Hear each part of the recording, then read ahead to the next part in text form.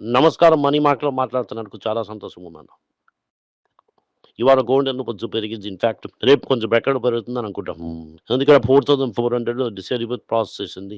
అది డాలర్స్‌లో. దానివల్ల ఈ గోల్డ్ ఇంకా పెరుగుతుందని మాత్రలకు ఒపీనియన్. 15,000 మెయిన్ 589లో వెళ్ళిపోయింది. సిల్వర్ 255 అని చెప్తున్నారు కదా! ఫ్యూచర్స్ మార్కెట్‌లో లక్ష 35,000. డాలర్ ఏమో 95.65. క్రూడ్ ఆయిల్ ఏమో 93. ఇండియాకి చాలా ప్రెషర్ ఉన్న సిట్యుయేషన్.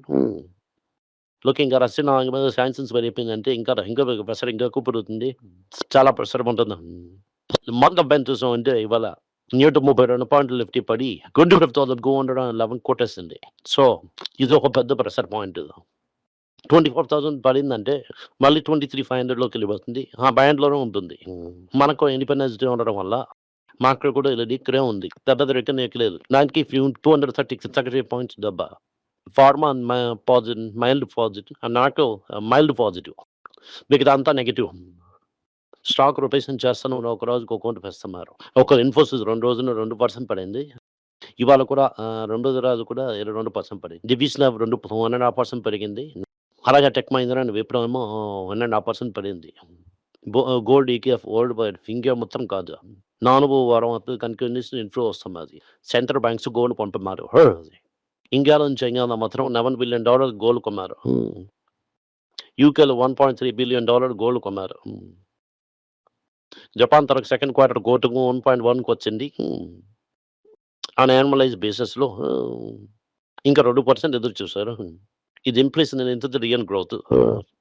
జపాన్‌లో ఇన్ఫ్లేషన్ హైగా ఉండడం వల్ల 10 ఇయర్ జపనీస్ బాండ్ ఏందేమో 30 సంవత్సరాలు ధర మించిపోయినట్టుగా.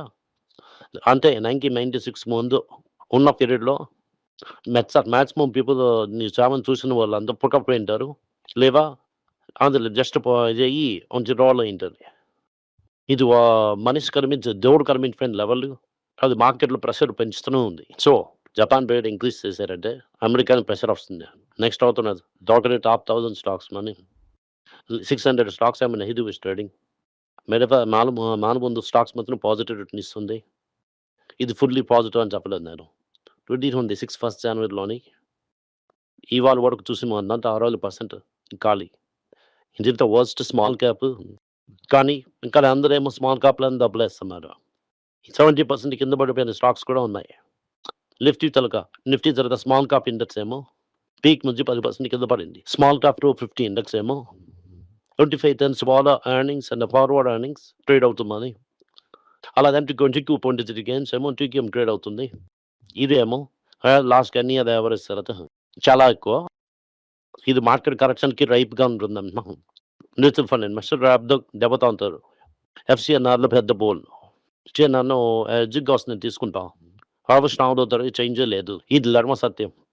కంప్యూటర్ సైన్స్ ఇంజినీర్ కర్పూరం నుంచి చేసి చెప్పారు. మన సెప్టెంబర్ 30 వరకు వస్తున్న అన్ని ఎఫ్‌సిఎన్ఆర్‌తో హెడ్జింగ్ కాస్ట్ ఆర్‌బీఐ తీసుకుంటామని.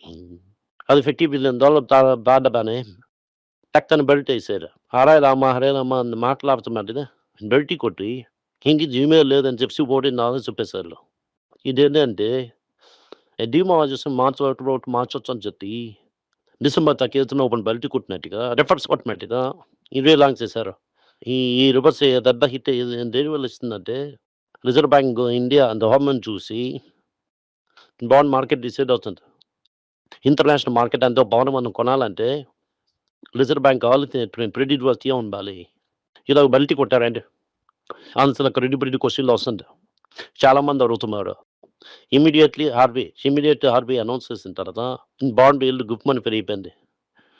ఇది 1 మంత్ ఎర్లియర్ దీని వల్ల 5 ఇయర్ గవర్నమెంట్ ఏమో మేలో పెరిగింది. 6.44 పెరిగింది. 10 ఇయర్ ఏంటేమో 6.8 అయిపోయింది.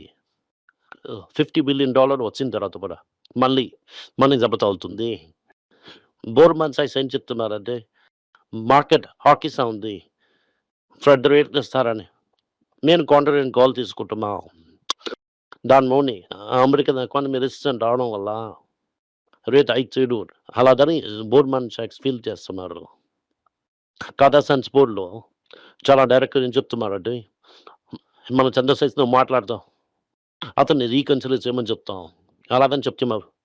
మీకు ముఖ్యం ఏంటంటే నీకు నియర్ గా ఏం చేస్తున్నా అది ముఖ్యం. టీసీఎస్ ఏమో ఏజెంట్‌కి ప్లాట్‌ఫార్మ్‌ని డెవలప్‌మెంట్ లాంచ్ చేశారు. చంద్రశేఖర్ కొంచెం రోజుల ముందు చెప్పారు. మేనేజ్ ప్లేసెస్‌లో ఏజెంట్‌కి పెడతామని. ఎస్పెషల్లీ స్పెషలైజేషన్స్ చేస్తా ఉన్నాం. ఫేసెస్ ఏమో డ్రగ్ డెవలప్‌మెంట్‌లో ఫార్మా కంపెనీ పదార్థ డ్రగ్ డెవలప్ చేస్తాం మనకి. ఏజెంట్‌కి సొల్యూషన్స్ తీసుకొనొచ్చారు. కాపర్ రేట్ పెరిగింది.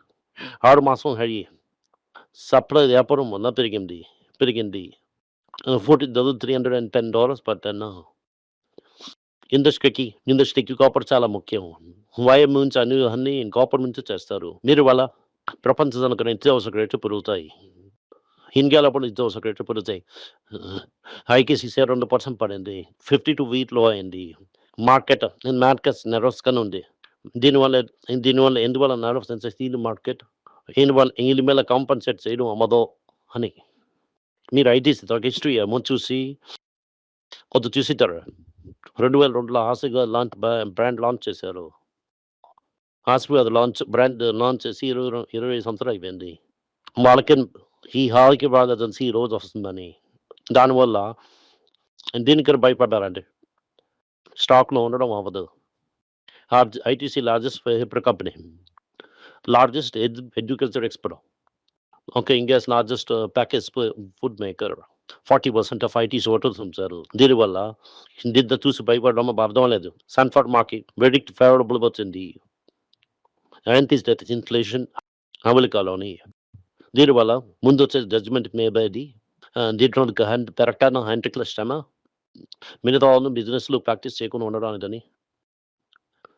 తనకు జడ్జ్‌మెంట్ పాజిటివ్‌గా ఉంది. అలాగే ఐసీఐసీ బ్యాంక్ ఏమో హెచ్‌డిఎఫ్‌సి బ్యాంక్‌లో సర్వీసెస్ అన్ని తోసేసండి. ఏదైనా తోసిందంటే మ్యూచువల్ ఫండ్స్‌లో ఏ కంపెనీ ఏమో చాలా ఎక్కువ ఉంచారని చూసారంటే ఐసీఐసీ బ్యాంక్ రెండో ప్లేస్‌లో ఉంటది. ఇప్పుడు మొదటి ప్లేస్‌కెళ్ళిపోయింది. దామంటే ఇప్పుడు rate per dollar HDFC bank mutual funds కూడా అమ్ముతున్నారు. అలాగని తెలుస్తున్నది. కంప్లీట్‌లీ ఔట్ ఆఫ్ ఫేవర్ అని ఉంది. యెస్ బ్యాంక్ మళ్ళీ మార్కెట్ తిప్పొస్తున్నది. డైమండ్ బాండ్‌లు వ్యామోహం పెట్టిన తర్వాత ఫస్ట్ టైమ్ 2020 తర్వాత మార్కెట్‌కి వస్తున్నది.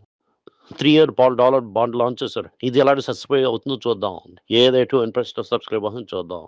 ఇండియన్ ఐటీసీ సర్వీసెస్‌లోని మా స్మాల్ డేస్‌లో భయంకరమైన స్క్వీజ్ అవుతున్నది. పెద్ద ఆర్డర్ రావడం వల్ల ఇంకా ఇన్వెస్టర్స్‌కి అసోసియేషన్ లింక్ రావడం లేదు. హీరో ఏం చెప్తున్నారంటే మా స్కూటర్స్ సూపర్‌గా వెళ్ళడం వల్ల additional EV and software and services అమ్మడానికి మాకు డబ్బులొస్తున్నాయి. ఈసారి హీటర్‌లో 170 క్రోర్స్ ఏమో సాఫ్ట్‌వేర్ అండ్ అదర్ సేల్స్‌మెన్స్ వచ్చింది. ఇది నాన్ వెహికల్ సేల్స్ అని రిపోర్ట్ అయింది. ఇది ఫ్యూచర్‌లో పెద్ద ఎర్నింగ్స్ ఏమో అంటున్నారు. లార్సెన్ అండ్ ట్యూబర్‌లో ఆఫ్‌షోర్ అంటే సముద్రం పైన సముద్రంలోని రిలీజ్ ఆర్డర్ 15,000 కోట్లకి ఎల్ఎన్‌టీకి వచ్చింది. ముతూట్ ఫిన్కార్ప్ చాలా కంపెనీ. వాళ్ళేమో 40% జాయింట్ లోన్ గ్రూప్స్ లేకుండా మిగతా లిటిల్ లోన్ ఇస్తున్నారు. దేకేఎం ఫౌండర్ విజయ్ శర్మ మంతల స్టేట్ కొంత అమ్మి 4,895 క్రోర్స్ అలా కూడా వీరేంద్ర బోరెల్లాగా ఎలాగ పారాసైట్ కట్టాలని చూస్తున్నారు. అదవుతుంది $1 మిలియన్ పొజిషన్.